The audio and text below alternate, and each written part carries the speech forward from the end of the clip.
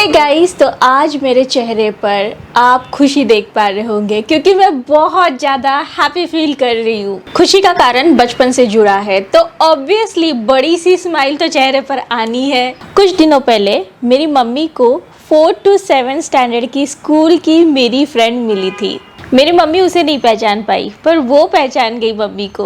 So obviously उसने सबसे पहले मेरे बारे में मम्मी से पूछा तो मम्मी ने भी सब बता दिया कि किरण अब क्या करती है, उसकी भी बेटी हो चुकी है एंड एवरीथिंग। मम्मी ने उसे मेरा नंबर भी दिया and that same day she called me. तो सबसे पहले मैंने तो उसके बारे में पूछा और उसी के बाद मैंने उसके दादी के बारे में पूछा, उनकी हेल्थ के बारे में पूछा और फिर मैंने उसी समय उसे बताया कि मैं उसे कितना ज़्यादा मिस करती हूँ एंड उसके दादी को भी, जो कि मुझे भी उतना ही प्यार करती थी जितना वो उसे करती थी। एंड देन मैंने सबसे पहले कांजी ड्रिंक के बारे में पूछा जो कि उसकी दादी बनाती थी और मुझे वो ड्रिंक बहुत पसंद थी। एंड ड्रिंक इतना ज़्यादा पसंद होने की वजह से इतने सालों से मैं तरस रही थी उस ड्रिंक को पीने के लिए, क्योंकि वो जो ड्रिंक थी ना वो बनती थी ब्लैक कैरेट से, जो कि यहाँ पर बिल्कुल नहीं मिलती थी। पर जब भी उसकी दादी नॉर्थ से आती ना, खूब सारी काली गाजर साथ में लेकर आती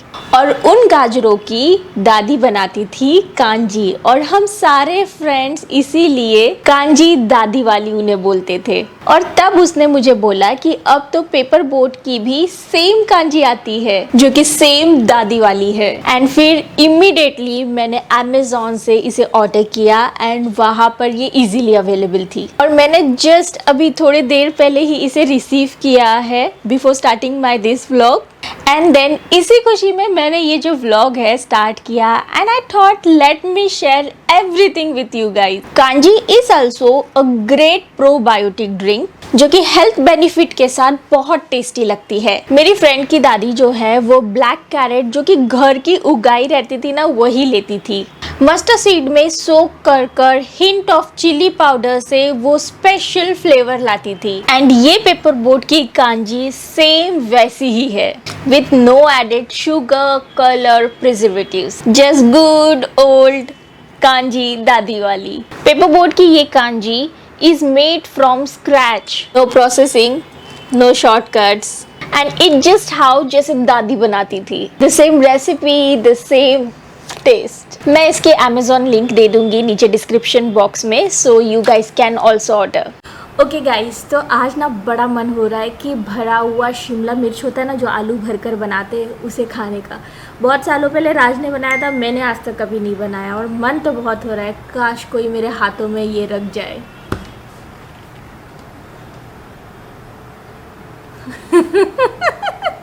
अच्छा लग रहा है ना। तो मैंने इसे अभी अभी बनाया है, बहुत आसान है, फर्स्ट टाइम बनाया है। रेसिपी भी बहुत आसान है, कैसा बना है वो मुझे नहीं पता, वो खाते समय ही पता चलेगा। तो आज डिनर में मैं यही सोच रही थी कि कुछ स्पेशल बनाते, बन गया।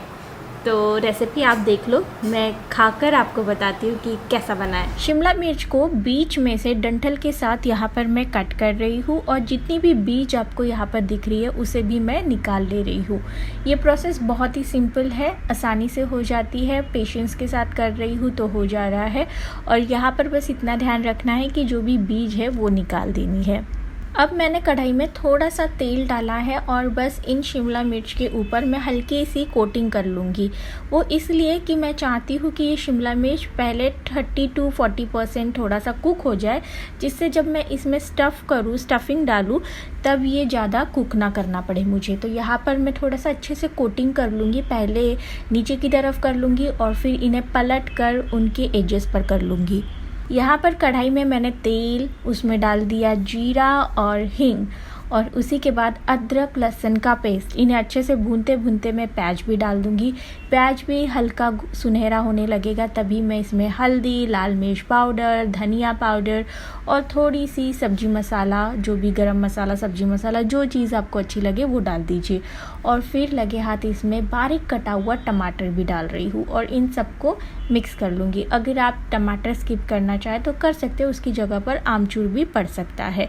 और फिर यहाँ पर मैश किए हुए पोटैटोज़ जिन्हें मैंने उबाल लिया तो फिर मैश किया है और जैसे ही ये डाल दूँ उसके बाद स्वादानुसार नमक। अब देखिए, जब ये स्टफिंग जो है हल्की ठंडी हो जाए या पूरी तरह से ठंडी हो जाए, तब मैं इन्हें इस तरह से शिमला मिर्च में भर लूँगी। बहुत ही आसानी से ये भर जाती है, इसमें कोई दिक्कत नहीं आती है।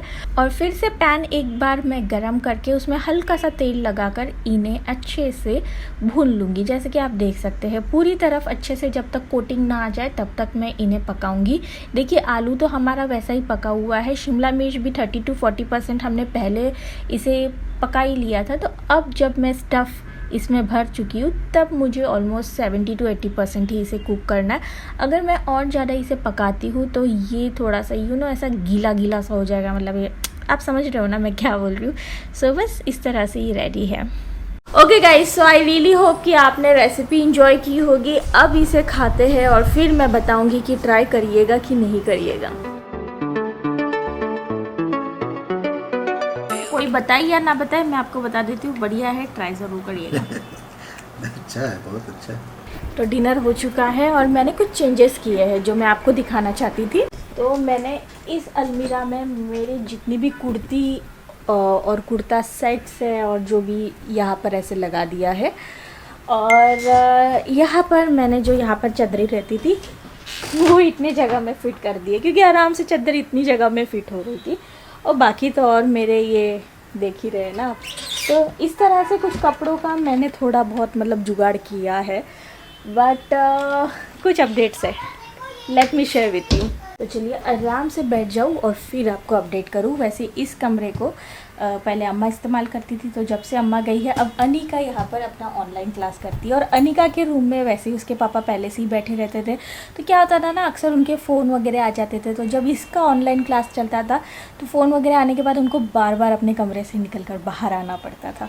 तो अब ये हो गया कि अनिका के पास अपना कमरा हो गया, उनके पास अपना कमरा हो गया, रह गई मैं वहीं पर अपने बेडरूम में एडजस्ट करके वीडियो शूट कर लेती हूँ।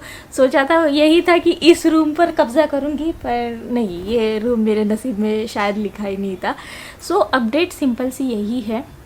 बहुत से ऐसे मीन कमेंट्स आ रहे थे जिन्हें मतलब पता नहीं क्या अच्छा लगता है, मुझे नहीं पता, पर मुझे ऐसा लगता है कि मुझे अपनी तरफ से क्लियरिटी देनी चाहिए इन केस अगर उन्हें कुछ डाउट हो रहा है, जिससे कुछ जो पॉजिटिव हमेशा मेरे लिए कमेंट्स करते हैं, उन लोगों ने भी कुछ मीन कमेंट्स किए कि अम्मा को हमने फोर्सफुली भेज दिया और अब हम लोग घूमना चालू कर दिए हैं।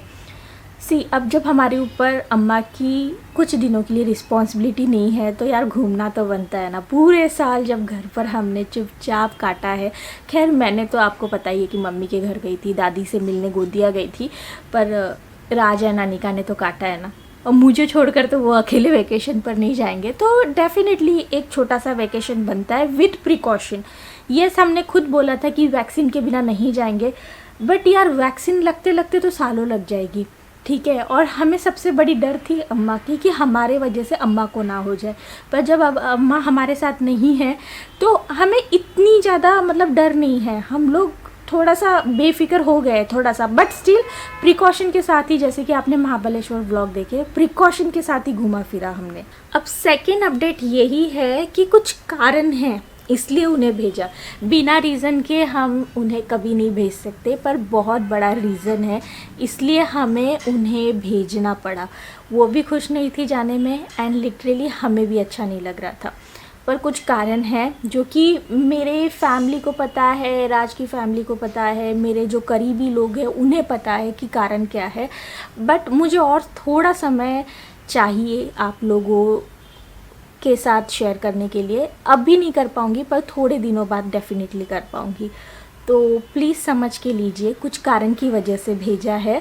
और अम्मा तो डेफिनेटली हमारे साथ रहेंगी ही जहाँ पर भी हम लोग जाए, तो इस चीज़ के लिए मुझे नहीं लगता है कि आपको टेंशन लेनी चाहिए। और अम्मा जहाँ पर भी गए हैं डेफिनेटली वो भी तो अम्मा के बेटे ही है, तो थोड़ा दिन उनके साथ भी रहे, उनका भी माइंड फ्रेश हो जाए। और बहुत बड़ा कारण है, डेफिनेटली मैं बताऊंगी, आप गैस कर सकते हो, but because of it please don't जज कि यार सास को भेज दिया अभी घूम रहे हो। मतलब यार ये सारी चीज़ें हैं ना जो कुछ लोग ऐसे लिखते हैं ना, ये सारी चीज़ें टीवी सीरियल में अच्छी लगती है। इन रियलिटी यार थोड़ा सा दिमाग लगाकर सोचना चाहिए। जो भी ऐसे कमेंट करते हैं ना एकदम भद्दे से मीन से, उन्हें थोड़ा सा सोचना चाहिए यार। कुछ लाइफ में चीज़ें ऐसी होती है जहाँ पर आपको कुछ ऐसे डिसीजंस लेने पड़ते हैं, ठीक है। तो जो भी होगा आपको पता चलेगा, but right now I am not comfortable कि मैं आपको क्विकली बताऊँ, बट यस 1 महीने के अंदर आपको सारी चीज़ें क्लियर हो जाएंगी।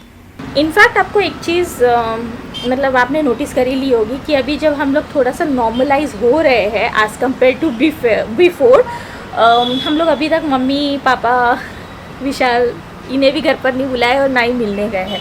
थोड़े दिनों में ये भी नॉर्मलाइज हो जाएगा, डोंट वरी, ठीक है। थोड़ा सा हम लोग हिम्मत कर रहे हैं और बाहर ना मौसम बहुत बढ़िया हो रखा है, बहुत ही बढ़िया।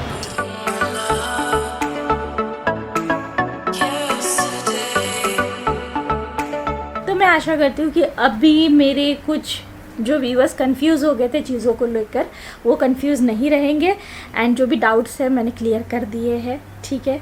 अब तो आपके वैसे कमेंट्स नहीं आएंगे ना कि यार अपनी सास को भेज कर मस्त घूमने चली, इसलिए तो सास को इसने भेजा था, वैसे कमेंट तो नहीं आएंगे ना अभी। तो यहाँ पर हमारी एमेलिया पड़ी है। एमेलिया कौन है, इसके लिए आपको दी सिंह फैमिली चैनल देखना पड़ेगा। तो ये देखो अनिका ने क्या कर दिया, इस कैमरा में जो डाली है ये हमारी SD कार्ड, उसे फंसा दिया है क्योंकि उसे गलत तरीके से डाल दिया है। और ये कैमरा मेरा 2 साल पुराना बहुत अच्छे से चल रहा था, अब ये SD कार्ड गलत डल गया है, फंस गया है। क्या लगता है निकलेगा? अरे निकल तो इसका बाद भी जाएगा। Okay, बहुत मेहनत लगेगी। इतना कॉन्फिडेंट में बोला, मुझे लगा कि निकल ही जाएगा। वो पकड़ने वाली क्लिप है क्या कोई? हाँ है ना, मैं लाती हूँ एक ले जाओ तो। पकड़ने वाली क्लिप है अपने पास, अपना जो पेपर होता है ये देखिए।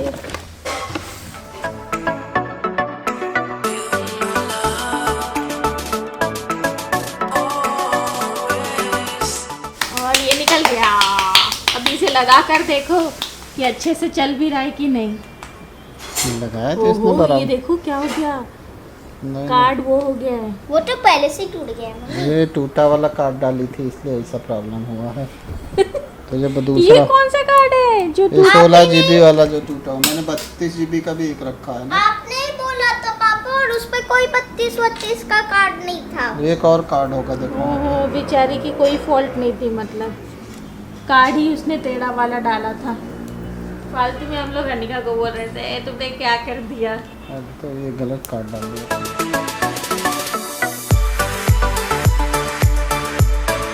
तो अब आ गया है सही कार्ड, देखा जाएगा कि कैमरा अच्छे से डिटेक्ट कर रहा है कि नहीं। पहले तो ठीक ठाक चल रहा था, अभी पता चलेगा।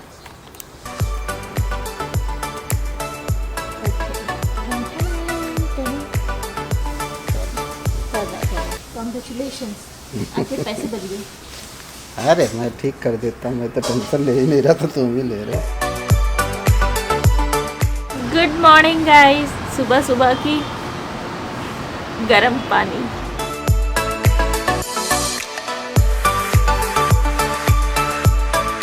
अब रियलिटी गाइस, लास्ट कुछ दिनों से या महीनों से मैंने एक्सरसाइज बिल्कुल नहीं की है, ना ही 10,000 स्टेप, ना ही मैंने कोई एक्सरसाइज कुछ नहीं किया है। उसका साइड इफ़ेक्ट ये है कि मेरा 1.5 किलो वजन बढ़ चुका है। अब मुझे एवरीडे गिल्टी फील होने लगी है। सो मुझे ऐसा लगता है कि हर दिन एक नई शुरुआत होती है, तो क्यों ना मैं आज से ही अपनी एक्सरसाइज रूटीन शुरू करूं। जो हुआ उसे मैं बदल नहीं सकती, बेटर उसे भूल जाओ, पर आज जिसे मैं कुछ करके दिखा सकती हूँ तो आज से मैं स्टार्ट कर सकती हूँ, राइट। सो इस तरह से मैंने खुद को मोटिवेट किया है, एंड आज से ही भले सही पर मैं स्टार्ट कर रही हूँ, क्योंकि एक्सरसाइज इज़ समथिंग, जैसे कि हम लोग खाना खाते हैं, पानी पीते हैं, एक्सरसाइज भी बॉडी के लिए इम्पॉर्टेंट है।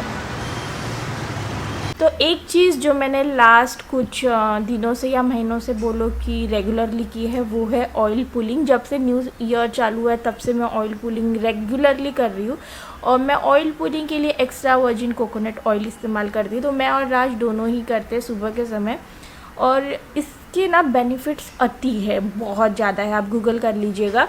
बट इतना समझ लीजिएगा, इससे ना आपकी मैक्सिमम चीज़ें सॉल्व हो जाती है। मैक्सिमम मतलब जो प्रॉब्लम्स होती है ना बॉडी में, जो हमें कभी कभी पता भी नहीं चलती है, वो भी सॉल्व हो जाती है। सो करते क्या हम लोग कि बस इस ऑयल को खोला, सुबह अभी मैंने सिर्फ गर्म पानी पिया है, उसके बाद मैंने ब्रश नहीं किया है। तो ब्रश करने से पहले ये देखिए,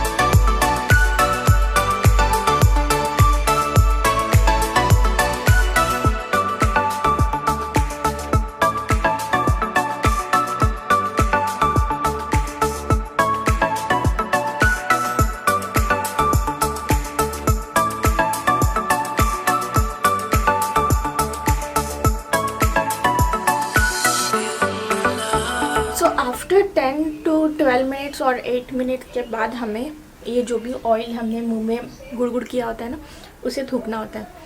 हमें बस 8 से 9 मिनट इस ऑयल को मुंह में इस तरह से करते रहना है। स्टार्टिंग में थोड़ा सा ये पेन होता है, स्टार्टिंग में थोड़ा सा अलग सा फील होता है, मन करता है कि अभी निकाल दूँ, बट एक बार आपको आदत हो जाती है फिर आप यूज्ड टू हो जाते हो। And best part, let me tell you guys, कि इसके बेनिफिट्स बहुत सारे हैं। सबसे बेस्ट टाइम होता है जब आप ब्रेकफास्ट बनाने जाते हो ना, उस समय इसे मुंह में डालकर अब ना हिलाते मुंह में ब्रेकफास्ट बना लो। 8 से 9-10 मिनट कैसे चले जाते पता भी नहीं चलता। और ये देखिए, जी हाँ, आपने देखे ना, हमारे मूंग दाल के चीले रेडी है ब्रेकफास्ट के लिए। तो सुबह के बज रहे हैं एग्जैक्टली 9:30। आप देख ही नहीं पाओगे, ये घड़ी कभी आपको सही से दिखा नहीं पाती, कोई बात नहीं। सो 9:30 बजे अगर सुबह का ब्रेकफास्ट हो जाए, घर पूरा साफ़ हो जाए, बस मेरा ये बेड ही बाकी है। इसकी आज चादर बदलनी है, इसलिए मैंने सोचा कि इसे थोड़ी देर में किया जाए। बट सारे काम हो चुके हैं, ब्रेकफास्ट हो चुका है। अब बहुत सारा समय मिल जाता है मेरे बाकी के कामों को ख़त्म करने के लिए, जैसे ऑफिस एंड ऑल का। और मैं एक्सरसाइज करूँगी आफ्टर 4 PM, क्योंकि वो मेरे लिए टाइम काफ़ी ज़्यादा मतलब कन्वीनियंट वाला रहता है। सो इस तरह से ये मेरी सुबह, कल का दिन। I hope you enjoyed. अगर पसंद किया तो लाइक तो कर ही दिया होगा, नहीं किया तो अभी भी समय है। And what kind of video आपको देखना है, please let me know below in comment box. I would love to make for you guys. So चलिए मिलती हूँ अगली वीडियो के साथ, तब तक के लिए बाय बाय, टेक केयर।